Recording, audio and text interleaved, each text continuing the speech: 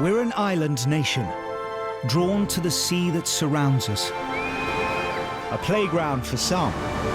For others, it's where they make their living. But the sea's unpredictable.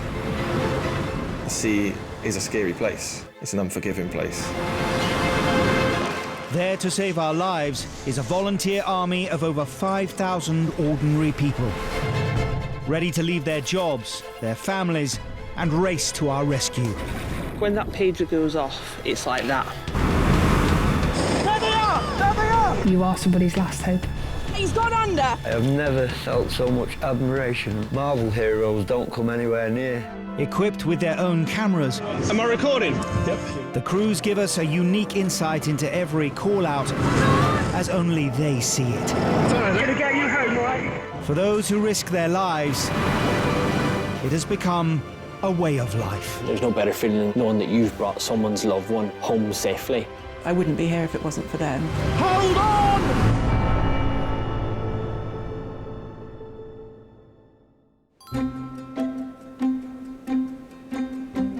Nestled on the north coast of Cornwall is the town of Perranporth. Perranporth is quite a small local population, and then in summer it gets lots of tourists. The beach itself gets in excess of 10,000 people on it. The town's 3-mile-long sandy beach is one of the biggest in the region. It can just hold a larger crowd, and because of that, more people visit. On its day, it gets good waves.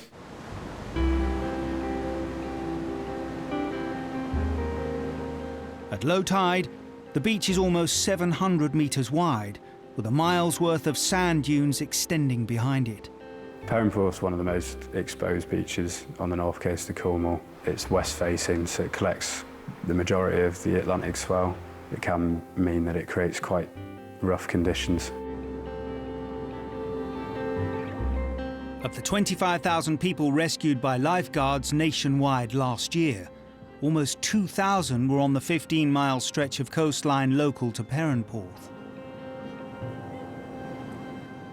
There's definitely days when there's thousands of people on the beach and you just take a step back after being busy and go, quite a lot of people here. You are looking after a lot of mums and dads and kids and stuff, so you definitely feel the responsibility.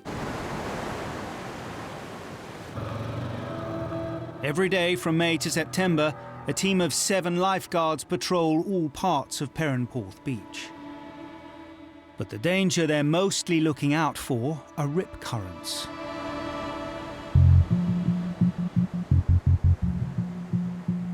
They're almost like a sort of small river or stream flowing out to sea, and that's your rip current. Rip currents occur when a narrow, fast-moving section of water funnels away from the beach. They can reach speeds up to faster than an Olympic swimmer. A child can be swept off and not be able to stand up and be heading out to sea quite quickly. Rip current can be very dangerous. It can ultimately drown people. Alongside their inshore rescue boat, the lifeguards here now patrol on fast-moving and agile rescue watercraft. Lifeguarding a beach, there's a lot more evolving hazards, so things change really quickly.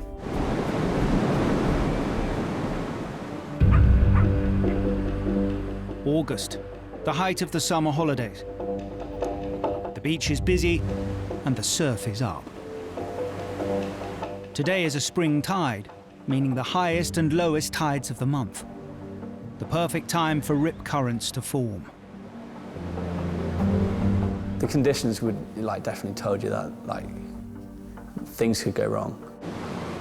They had the skis circling the rip current and keeping people well away from it. People were enjoying themselves and having fun, and generally it was quite a positive mood. So I swapped over with one of the other lifeguards, and as I arrived down there, George was on that truck doing his patrol. And then I noticed some hands go up in the air, and a few swimmers start to drift into a rip current in the middle of the beach. I knew kind of straight away that they were in trouble. It was a really bad place to be. It's the sort of place that will drown you quite quickly. I'll pull the trailer out here. Yeah, man. We're launching the boat, me and Charlie, and a kid walked past saying, "Oh, my mum's out there," and he was crying a little bit as well. So we're like, "Don't worry, we're going to go and get her now." As the IRB launches, they radio James on the rescue watercraft further down the beach. What happened in the sort of couple of minutes it took me to run down, I would say about another 7 people had been sucked into the rip. It was sucking people out. Pretty bad situation, really. Within 2 minutes of launching, George and Charlie arrive on scene in the rescue boat. We got there and there was like 6 people, and because we're a big orange lifeboat coming towards them, a lot of people latched onto the handles, but when they do that, it really restricts the movement of the IRB. The boat had turned slightly what we call broadside, which means that the boat's sort of facing side onto the conditions. Just remember the boat hitting the wave and going quite high up in the air. I think Charlie pulled one lady in, and we had another holding on that I had to say, "Sorry, you're gonna have to let go, otherwise this boat's going over." And we'll just be like there'll be no use. We kind of let her off, and as we did, James arrived on the jet ski. I think it would be fair to say that we had people that were about to drown.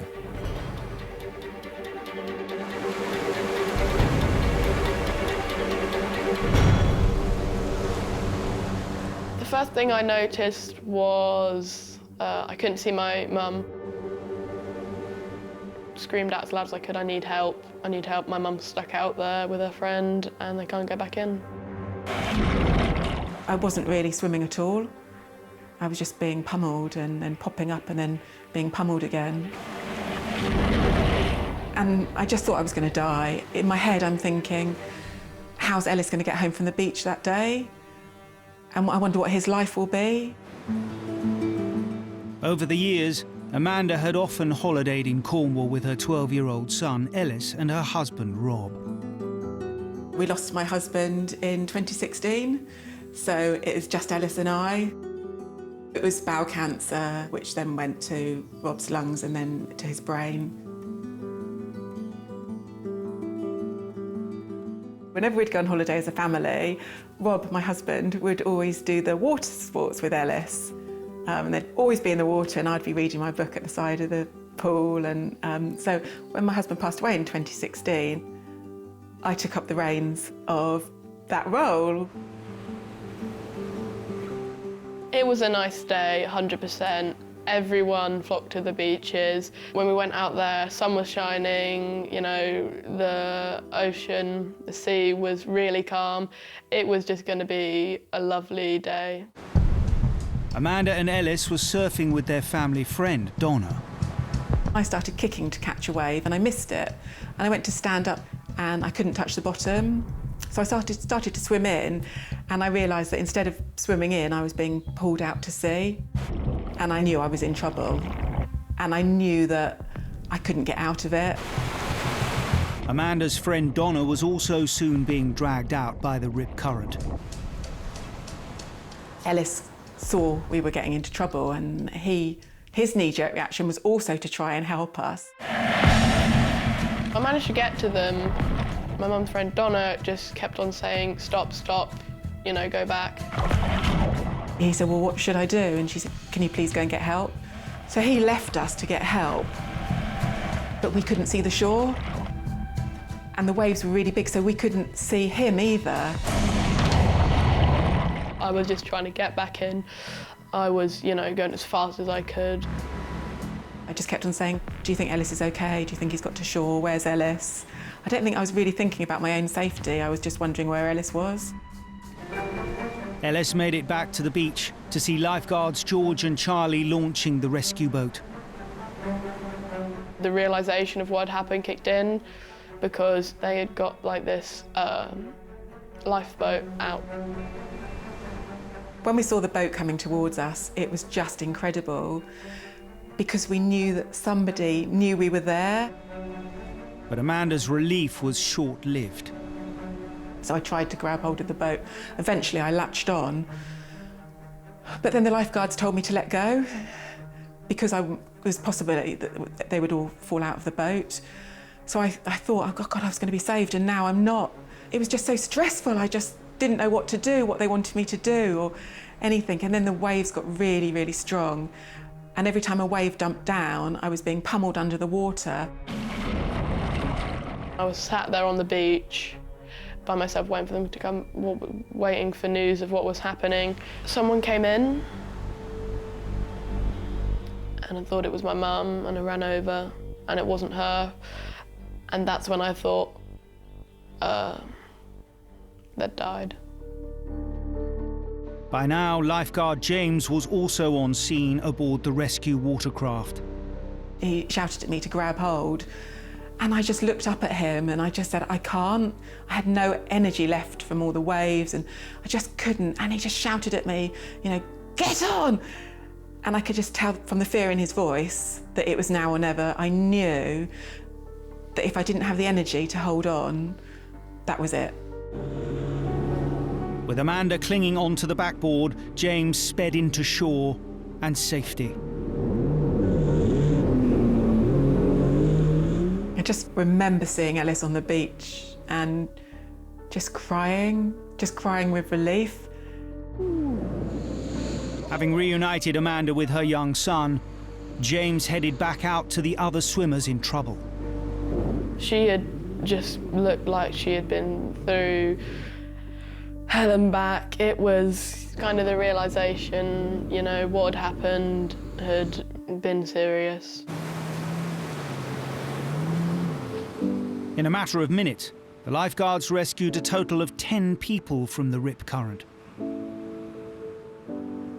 I think there was definitely a sense of relief, especially when the mums were reunited with the children. There was a lot of shock and adrenaline still wearing off. I think what stands out to me about this rescue is the lady who I rescued on the ski came back to us and was quite candid about the fact that had we not have been there, she would have drowned. People tell you things change in seconds, and until you've experienced it, you can't believe that you could be on a sandy beach up to your knees in water, and in the next minute you're fighting for your life. Very grateful to the RNLI that I'm here, because I wouldn't be here if it wasn't for them.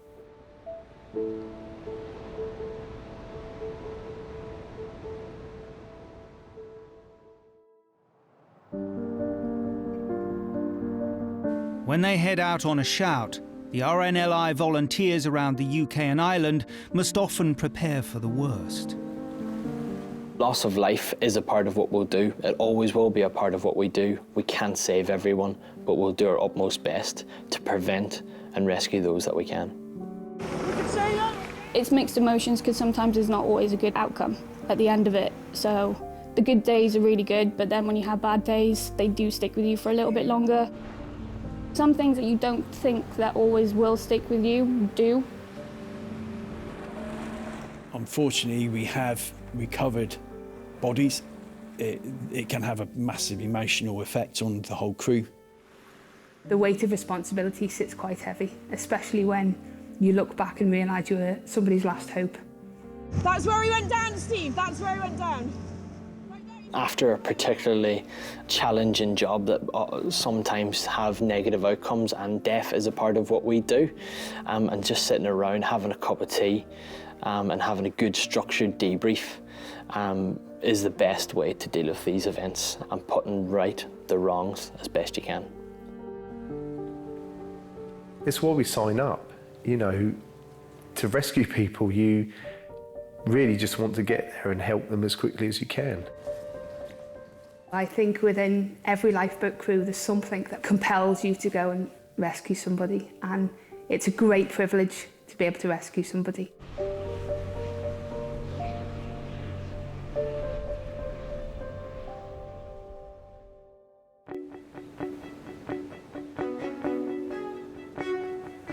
In Sussex on the south coast lies the port town of Newhaven. New Haven itself got some beautiful, beautiful beaches close by. We've got absolutely fantastic white cliffs, used in many a film pretending to be the White Cliffs of Dover. Far more picturesque, beautiful part of the world. There's been a lifeboat here since 1803. These days, New Haven has a 7-class all-weather lifeboat which has a range of 250 nautical miles. You've only got to look out to sea and you can see the shipping lane, and there's a lot of ships out there continuously travelling to and fro. And the fact we've got Eastbourne Harbour, we've got harbour at New Haven, we've got a harbour at Brighton, the Brighton Marina. There's a lot of area for people to have a lot of boats. New Haven Port is home to a small fishing fleet made up of trawlers and scallop boats. In its prime, there were once over 80 vessels operating from here, but numbers have dwindled recently. There's probably 20 to 25 fishing boats in the harbour, so they're always out. They have to go out, whatever the weather. Fishermen need to earn a living, and some of the conditions that you see them going out in, it's not something that I wouldn't choose to go out in those conditions. Yeah, brave men. They know they've got to earn some money. The boat's not going to earn the money whilst it's sitting in a harbour, so they're a tough bunch of people, that's for certain. For fishermen, the risk of death is 6 times higher than any job on land, making this the most dangerous occupation in the UK. The New Haven crew are regularly called out to shouts involving fatalities. A couple of times that we've had to deal with loss. Just a close friends within the crew, we've always chatted to one another and given each other that support. There are professionals that contact you, but at the end of the day, the people that you want to contact you are your fellow crew.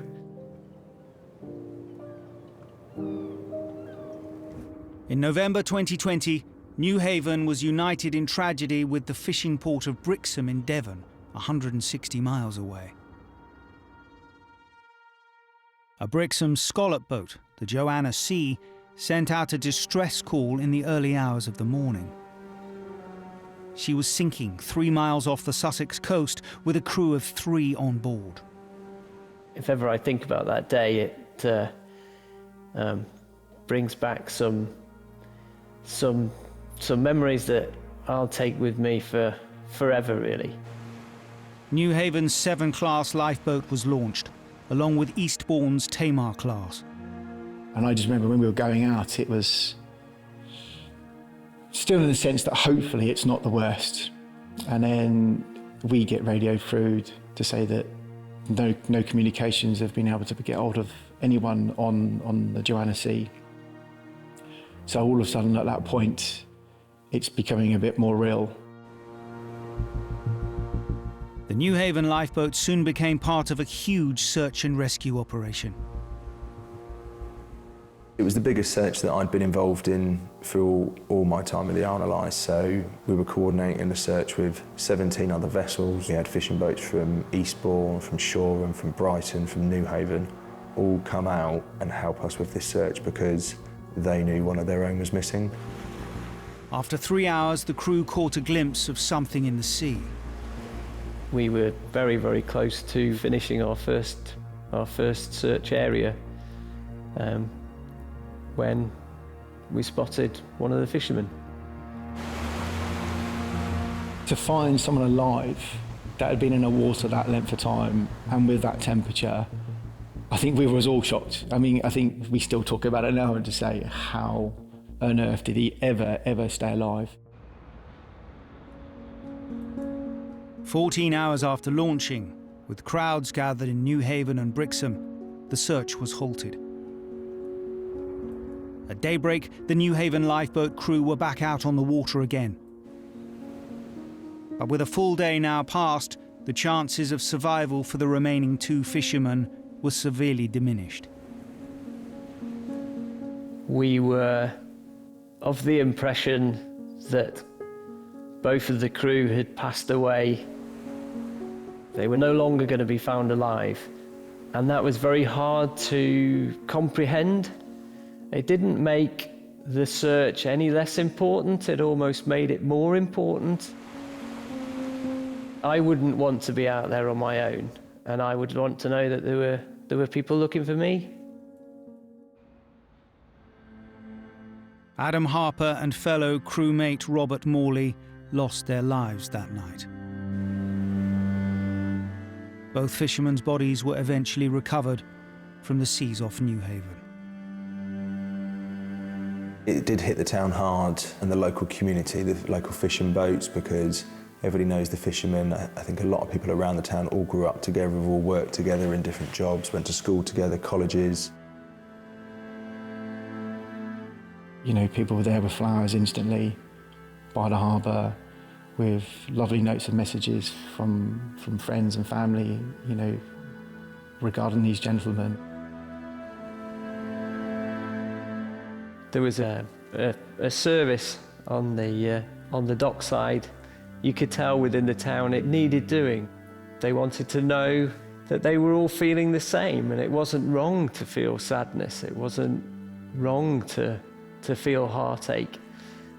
And they were all there sharing memories, celebrating the life that was lost of someone so young, really. Yeah.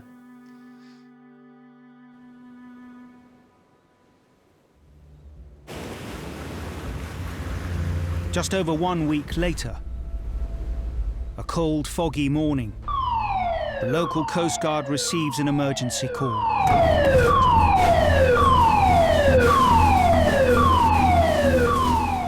Launch Authority gave us the brief. You've been tasked to a blue and white Brixham beam trawler taking on water. And I was just like, you are kidding me. No way. How can we have another one within such a short period of time? The beam trawler, the Danielle, is 15 nautical miles offshore with a crew of 6 aboard. Newhaven's 7 class is placed on an immediate launch, with a full crew briefing to come on the way out to sea. So what we'll do is we'll get the salvage pump and the fenders out. We'll rig fenders on the port side and then have 1 or 2 roaming fenders. If we are going to put someone across, you're going to go across, Andy. I was worried. I thought we had horror the week before. I didn't want to be involved in that again, not so soon. So this was our opportunity to put it bright and bring everybody home. Not leave anyone there this time. 45 minutes after launching, the Newhaven crew spot the 80-foot-long Danielle in the fog. You arrive and you see this boat and you go, it's like, look at the size of this thing. Okay, how much water is already on this boat? My first impressions of the vessel were the distinct colour, the blue and white. Not only was a boat from Brixham, it looked like the boat from Brixham we'd been out to look for the week before. It was a pretty memory-evoking moment. So we're going to transfer someone with the pump, Ryan. Andy's going to go over. If you could just make sure that he takes his life jacket off before he goes into any confined spaces for me. The skipper of the Danielle is keen to get back into Newhaven as quickly as possible. So Andy must now transfer across while both boats are moving. When we're asked to go across onto another vessel, there is always dangers involved. Well, the risk you've got is that the sea can move and pull the boats apart, and you've only got to take the wrong step and all of a sudden you find yourself in between the 2 boats. And the last thing you want to be is in that situation, because all of a sudden you've got to hope that both coxswains on both boats part as quick as they possibly can, so that you're not at risk of being crushed. You've got to make sure 100% that you're going to get across, because what you don't want to be doing is adding to the problems that you're already trying to deal with.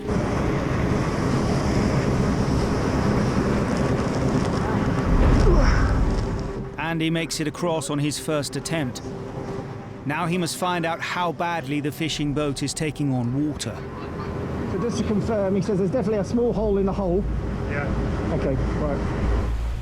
It turns out that the crew of the Danielle have used a broom handle to stem the flow of water into the boat. But the concern is for how long it can hold it back. Yeah, as soon as you move that stick, rod's in like, but that stick's just plugging the hole at the minute. So, okay, so is it a hole in a hole, or? No, we have no idea. This gentleman's explaining to you that, yes, I've stopped the water coming in by sticking a rubber bung and a broom handle in the hole. But yeah, as soon as you move that, comes straight up. Okay. And he said, what should we do? My first reaction was, leave it where it is. For God's sake, don't take that out. Okay, we've got no other ways of stopping this water coming in. At the moment, that's saving all of us. To make Andy's task more complicated, the hole in the hull is beneath the engines, which are steaming ahead in a bid to get the Danielle into New Haven.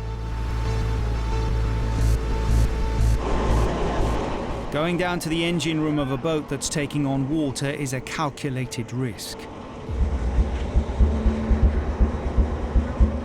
When we're boarding to go below deck, you have to take the life jacket off.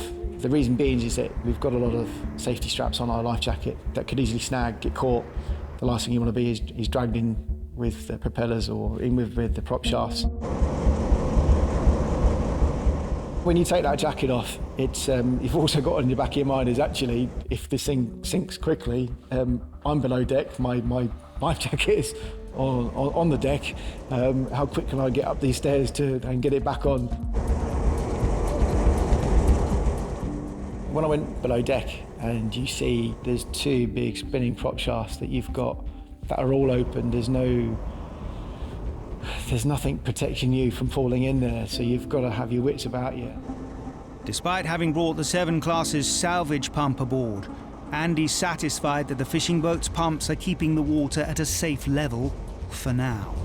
When you're working in that engine room and you're talking to that young lad, I suppose we were almost reassuring each other that actually the situation isn't that bad.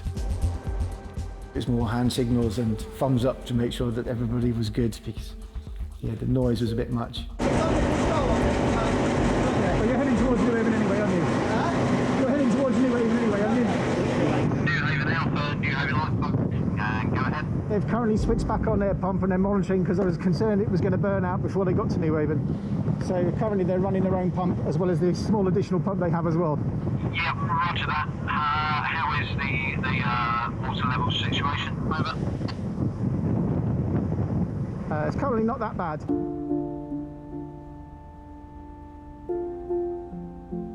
Once we realised that the boat was in a better position in the fact that there wasn't a lot of water coming on board, it gave me time to go, on deck and talk to the crew.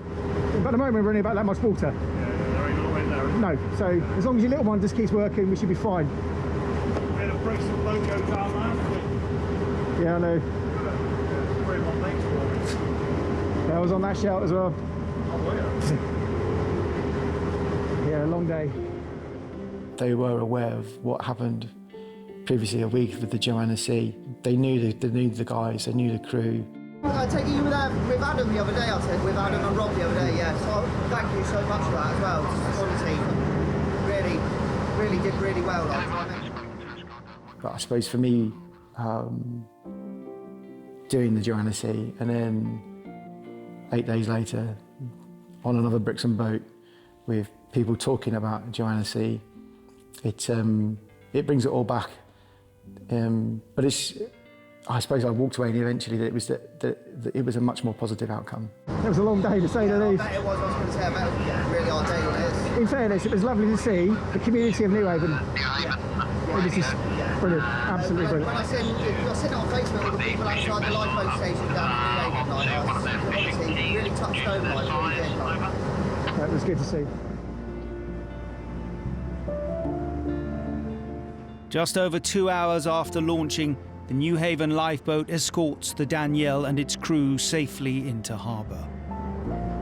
It was a positive job after such a sad outcome the week before.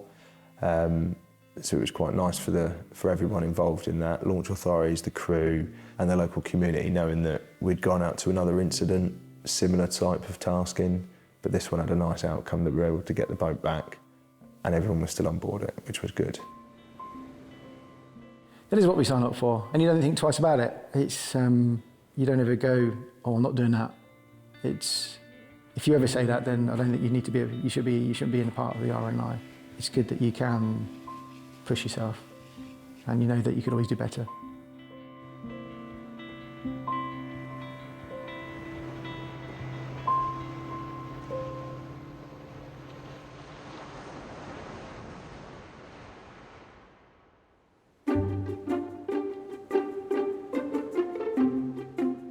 "90 miles west of Newhaven on Dorset's ancient Jurassic coast is the resort town of Swanage. Swanage is a very seasonal town. In the summer we have massive influx of people. Swanage is a beautiful seaside town. It's got a good community, relatively small population, stunning coastline, world-renowned, lots of areas of special designations. Lucky to live here, really. Amazing beaches, rugged coastline. I think it's just very picturesque.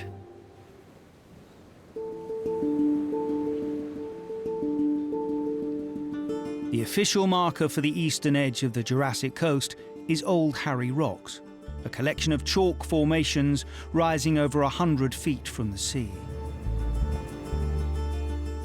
The Swanage lifeboat is regularly called out to the cliffs below this beauty spot. Volunteer crew member Darren is all too aware of the dangers this location poses. There's a few people about on a hot summer day. The numbers would probably double, quadruple up here. A couple of hundred people here. So just here we've got, that's what we call Old Harry. We're up here now, like we've got like at least 5, 6, 7 metres to the cliff edge, but you only need to look around today. And there's people peering over the cliff. You can see the gentleman's walking a bit more. He's obviously taking the ultimate selfie. A couple more steps, bit of a slip. If the grass was a bit wetter, you know, that could quite easily end in a fatality. You've just got to bear in mind that one last selfie could end in disaster. The May Bank holiday weekend. Swanage and the surrounding coast are teeming with tourists. The local Coast Guard received multiple 999 calls from Old Harry. Before the pager went off, I was actually out on my boat, which is just off the lifeboat slipway. As I was rowing back in, I heard the sirens going off at the station. So I started rowing a bit quicker. As I arrived at the boathouse, I got the text message through, fallen person from Old Harry. A man is reported to have fallen around 100 feet from the very top of the cliffs. That's when my sort of gut dropped a little bit. This one could be a potential mess. Happy? Yep, happy. Swanage launched both their all-weather Shannon class and their smaller D-class inshore lifeboat. The initial thought is it's going to be catastrophic injuries. Yeah. You have to think about what you're going to be dealing with and how your crew are going to cope with that. Got an ETA of about 7 minutes. Have we got any update of whereabouts of Old Harry? The casualty might already be deceased, but yeah, you're picturing quite horrific injuries when we get there. 21 and 27. Preparing for the worst, the D-class crew rushed to the scene as further information comes in from the Coast Guard. Unknown injuries, but he is conscious and standing at the time, and is currently with some kayakers. Kayakers with her, she's standing up. What? They're standing up, okay. Standing up, wow. Everyone just sort of looked at each other and thought, did we hear that right? I was just blown away, really. That's instantly, and then my feeling in my stomach sort of changed a little bit, because I knew if he was stood up, it potentially wasn't what I thought it was going to be. Sailing Coast Guard, this is Swanage RB, just arriving on scene, over. To get a call to say that a casualty had been standing up was like, wow. Yeah, kill it back. Yep, real good. Have you stood up after a fall in 120 foot? There's got to be something wrong with him. He can't be fine. Well, hold it here, Bex. I'll have you with... 5 minutes after the radio update, the D-class arrives on scene. Hello, mate. You all right? Yeah, not too bad. How's it going? Good. Yeah, not too bad. Yourself? Yeah, Good. You're doing really well. Yeah. You're doing really well. When we arrived on scene, there's a kayaking group with him, and there was 2 kayakers administering first aid when we got there. And you could tell by the way that they was chatting to us that they knew a bit of first aid. Right, what we'll do, so he's literally come from up there. come from that, landed in the sea? Yeah. Right. What was your name again, buddy? Alex. He's talking to me. He's not like crying, he's not screaming in pain. But when you're looking up at these cliffs, you're like, how has this person survived a fall of that distance? The tide is on its way out, so the water at the bottom of the cliffs is just 3 or 4 feet deep. Right, I'm going to put my thumb on top of your forehead. Yeah, sure. Okay. I think he must have landed flat on his back, spread his weight and not penetrated the water. He must have done a big backflop. Has he been in the water for long? Within probably like 5-10 minutes, maybe. Really? Yeah. I don't remember that. I don't remember falling. Is it normal? The casualty was quite relaxed. He was led back and he was talking. He kept wanting to know information about what happened. He had his eyes shut a lot of the time. And I think he was just in a bit of shock. I don't think he was quite sure what was going on himself. Swanis's Shannon class has now arrived on scene too, with additional crew and medical supplies. We're getting kit ready for you right now. Unable to come into the shallow water, they await further instructions offshore. Try not to move your head. Right, what I'm going to do is cut this off for you. Yeah. I just want to check everything, expose you. So you're always thinking, am I missing anything? This casualty is going to go downhill. And then it'll be obvious what's wrong with him. We've got a bit of bruising here, a bit of bruising there, but there's not loads, is there? It's not obvious, is it? No. We're not seeing anything obvious, but what else is going on? How high was my fall? A little way. Little way. More than a stumble, I'd say. Okay. Less than a trip. Do you want to just do the sample card, mate? That's probably quite mate on the cold head's for you, pretty okay? handy. It's important we just look after yourself. Yeah, that's fine. Right? I mean, there's no massive. So what we're going to do, we're wrapping back up. At this present time, it's the elements, the cold. The water's only probably 9 degrees. This casualty might have survived 120 foot, but unless I warm this casualty, he's going to downhill rapidly, and he could, go unconscious and stop breathing just because of the cold. How long have I been in the water? You weren't in the water too long at all, okay? You're just going to get a bit chilly because we're out in the wind now. That's Yeah, all, okay? Was I swimming? Was I conscious? Or? You was conscious and you were talking to me the whole time. Okay, cool. Having assessed his injuries, the decision is made to transfer the casualty onto the D-class, then take him out to the Shannon, which will then rush him to a waiting ambulance on shore. Although the casualty seems to be relatively unscathed, the crew still need to take the utmost care as he may have damaged his spine. And Gav, you're sort out a collar, pal. For me, spinal injuries are probably one of the worst because you just can't see it, but someone might not be able to walk again. And for me, I just think that's terrifying. So, and I think that goes for all of the crew. We're super cautious. Okay, ready, brace, roll. Good, buddy, doing really well. Bit of bruising. Nothing really massive though, to be honest. We had to really be careful with him, try and keep him in a straight line, and to do that very gently. Make sure you got enough room for his head. Everyone, ready? Well, good. Ready, brace, roll. Doing really well, mate. Really well. Relax. Just over half an hour after falling from the top of the cliff, the casualty is transferred to the lifeboat. Well done, buddy. Doing really well. Yep.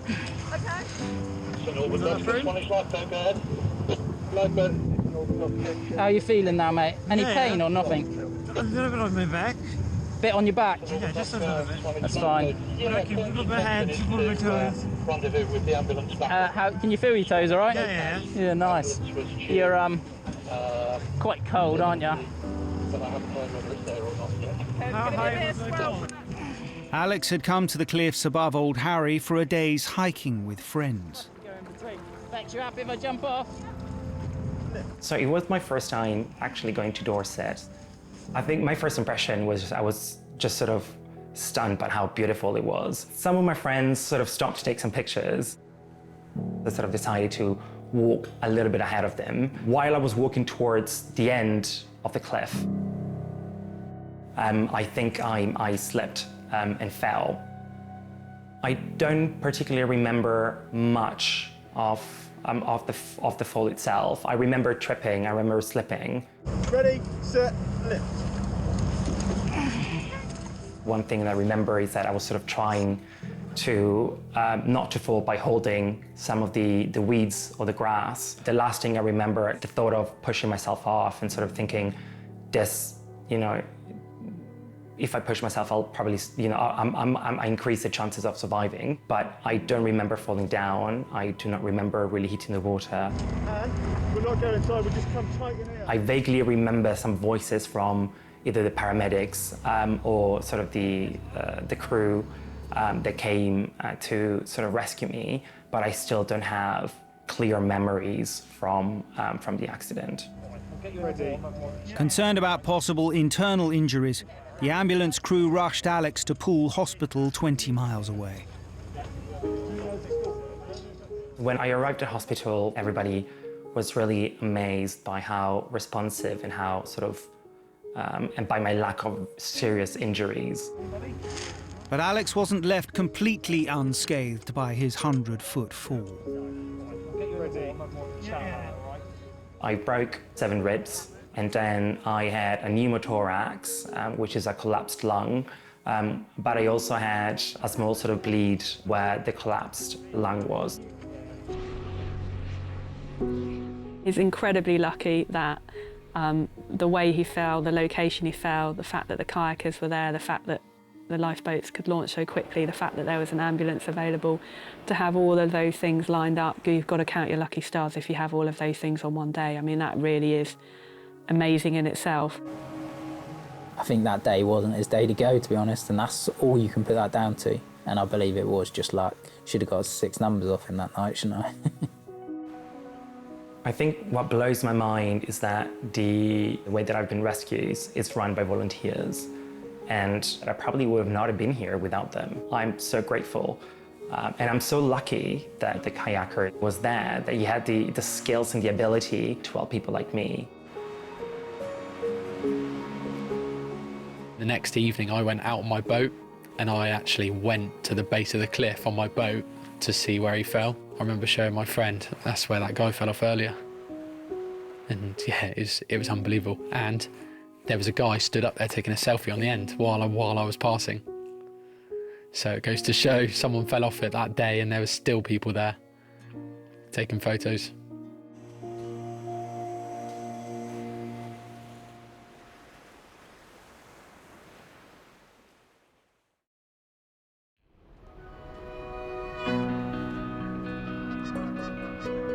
The River Thames has 4 lifeboat stations along its length. Chiswick is the second busiest in the country. In their 19-year history, they've attended over 3,500 incidents. Our stretch of river is very busy. We have a lot of leisure craft, loads of rowing boats. But Chiswick doesn't just get called out to people in distress. We get quite a few shouts involving animals, a lot of dogs. We've also, I think, I had a cow here the very first year. Never got to see it, it got itself out, which is good. We get called to what they think is a person in the water. It turns out to be a seal, because we get harbour seals up at the Thames. So we deal with animals a fair bit. On a mild May evening, the Thames has a particularly unusual visitor. The whale had first been spotted a few miles upriver, but by 5 p.m. it was stuck in Richmond, sparking a big emergency response and an even bigger crowd. I was in the crew room and the standard phone went, not our normal hotline for emergency calls. The female minke whale is stranded on a section of the weir at Richmond.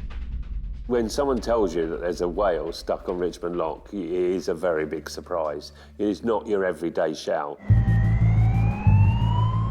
With night drawing in, Chiswick launched their E-Class lifeboat as a matter of urgency. I was excitedly surprised that I might be going to see a whale in the Thames. Is it hurt? What can we do to help it? We knew there was a lot of public interest, so we were anticipating a lot of crowds, but I didn't know what to expect. On our approach, there was a massive crowd on the banks, both sides, I believe. You think you'd notice the whale, but just the crowds, it was just, you know, something else. This is when we don't want to slip. Usually found in the ocean, this whale has travelled far off course, over 50 miles up the Thames. When we're rolling, what we want to make sure is that his keps are right up against him. Okay, yeah. Specialists from British Divers Marine Life Rescue are also in attendance to try and coax the whale back down the Thames towards the sea. It's a beautiful creature that I normally associate with the coast, but to see it stuck, helpless, just stuck on those rollers, was a little bit distressing. We're going to roll him back towards you, and then we'll unroll inside. The plan is to refloat the whale, then manoeuvre it onto an inflatable platform in which it'll be towed to deeper water. If you could go and watch his tail flips a bit. With only 2 hours until low water, the crews must work fast. The tide was going out at the time, so is the whale going to dry right out? Can we move it back? Can we keep it in the water? So those sort of things are going through my mind at the time. Although the whale is just a calf, it's nearly 13 feet long. So hands onto a whale is not something I've done before. So it was a big shock. I've never touched a whale before, and it's quite a cold, rubbery feel. But for the lifeboat crew, overcoming their concerns about being in contact with this creature is only half the battle. The biggest challenge right now is refloating a 1-ton whale without causing it further distress. We couldn't hold it still at all. When the whale decided it wanted to thrash, it would thrash. We were trying to fit the mattress underneath it, but us doing that, I think, frightened the whale, and it started to thrash around. So we changed tactics. Instead of trying to roll the whale onto the inflatable, they now try edging the inflatable underneath, starting at the whale's nose. Sliding the mattress down from the front as a flat mattress rather than rolled up. It was a lot calmer. After 6 hours of exhausting work, the whale is finally freed from the weir. It's then moved half a mile downstream to deeper waters around Isleworth, where it's released. But the tide has now turned and is flooding in up the Thames. All the Chiswick crew can do at this stage is hope. It was swimming alongside us, which was absolutely amazing. It was blowing the water from its blowhole, and I'm looking across and thinking, this amazing creature is just now off the rollers and swimming alongside the boat, and I was hoping it would just follow us all the way out. We're all willing it to start going back out against the tide and going back out into the sea. I think at the end of the day, we'd done the best we could. We just didn't know what was going to happen next.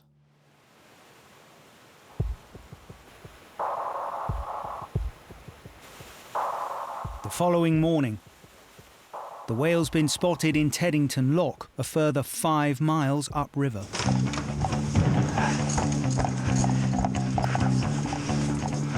Hello. Yeah. Teddington Lifeboat Station is right next to the lock. The crew launched their D-class and rushed to the whale's last reported position. I didn't even really contemplate the thought that, you know, she would end up further up the stream. When we got on the boat and we were going out to try and spot this whale, I mean, it was quite euphoric. There it is. Look at that. How do we get a whale out of Teddington Weir? I want to get it. I want to get behind it if I can. Try and shoot it down. Yeah, well, just there it is. There it is. There it is. That is really weird. There it is again. There he is. He's even closer. Oh, he's coming to see us. The whale came quite close to us a few times, which was really exciting. And then she just circled around in the weir pool and then appeared every now and again. There it is again. There's always a small bit of hope because the whale was swimming, it was moving, it was going back and forth. But that's all we did know. Having confirmed that the whale is alive and still able to swim freely, the Teddington crew moor up. Now they must wait for the specialist marine vets to arrive on scene. There it is, here it is, oh, here it is. Wow. It is. Well done, John. Yeah. The whale has left the weir pool. But the greater concern now is that its new location has hit the press and social media, drawing in large crowds of onlookers to the river. We had hundreds of people assembled on a bridge by the bank, very close to the water's edge, when there was a rising tide. Can you just go away from the water, please?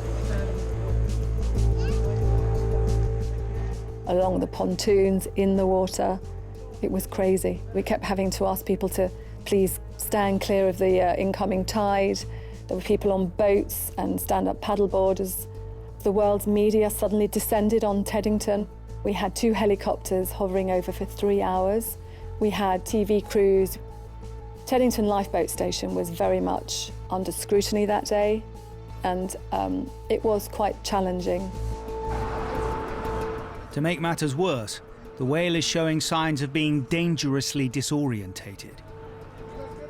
So the whale has become stranded yet again in the shallow waters here, and now all efforts are underway to try and set him free. The whale was swimming around, but then all of a sudden it swam into a little area between some pontoons. We're on Malcolm's pontoon at the moment, and the whale's right underneath us. Are you far away? Over. So we're just here. Give us 5 minutes. The marine vets have arrived and are making their way to the pontoons. But the whale is now swimming into increasingly shallow water. So she beached herself as the tide was going out. And actually, in fact, the Marine Rescue Charity said this was the best thing for her because it was the best position for them to be able to assess her. The whale is clearly exhausted and in poor health. The marine vets feel that humanely putting it down may now be the only option.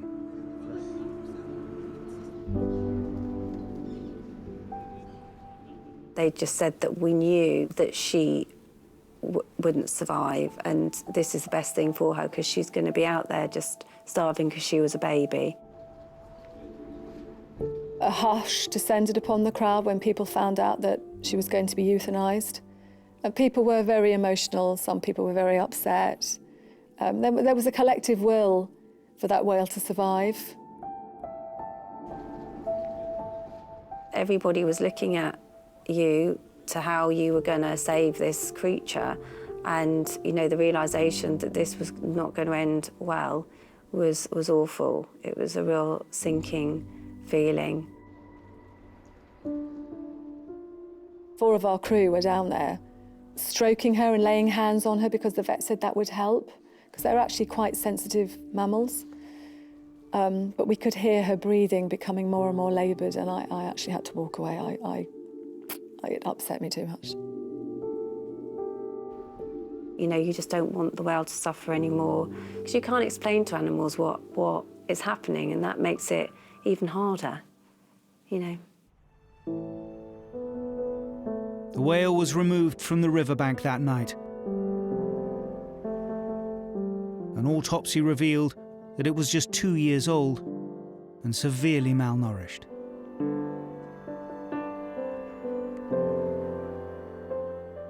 Back at the station, everyone was emotionally spent, I would say.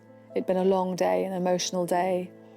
But it felt good that we had done everything that we possibly could to help the whale, and also we were there to make sure that members of the public were safe too.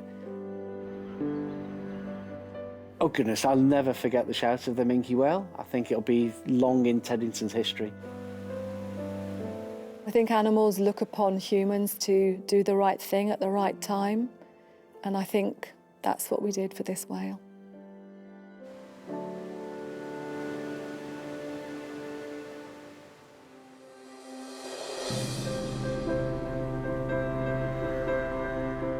In Swanage, Alex is returning for the first time to the cliffs where he fell around 100 feet.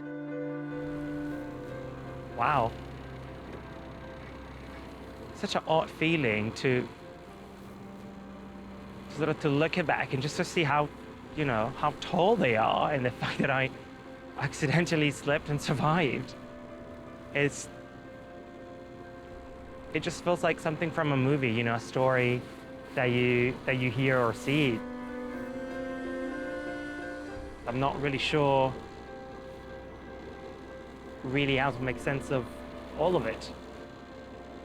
I'm quite confident that I will be able to put this behind me, sort of, you know, make this like a closure moment. I definitely know for a fact that I want to be able to enjoy, you know, nature, enjoy the scenery and the, you know, the cliffs again. So I'm quite positive that that will come soon in the future, for sure. Absolutely. 10 months after Amanda was caught in a rip current off Perranporth Beach, she and her son Ellis are still not entirely confident about swimming in the sea. I've been really nervous about going back in the water. I have tried, and every time I feel a wave, it all comes back to me.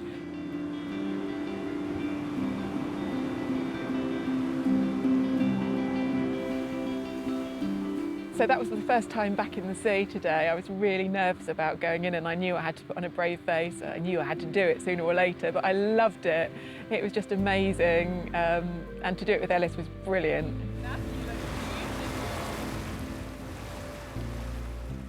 I have been back in the sea before, Mum did. She's been a little bit worried about going back in there.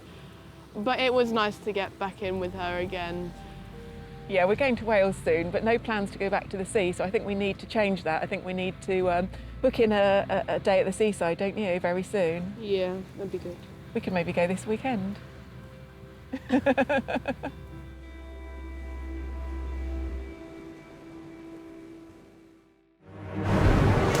What's your name? She was shaking uncontrollably. You tell me your name? I've never seen somebody look so pale. That size of vessel getting tossed about, that's when it did hit home. This is serious. I was worried for them. What are your soldiers down there, Matt? I can rapidly see this becoming not a nice situation.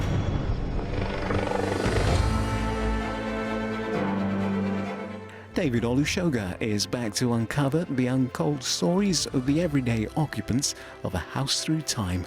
All of its history steeped within its walls when the new series starts next Tuesday at 9 on BBC Two.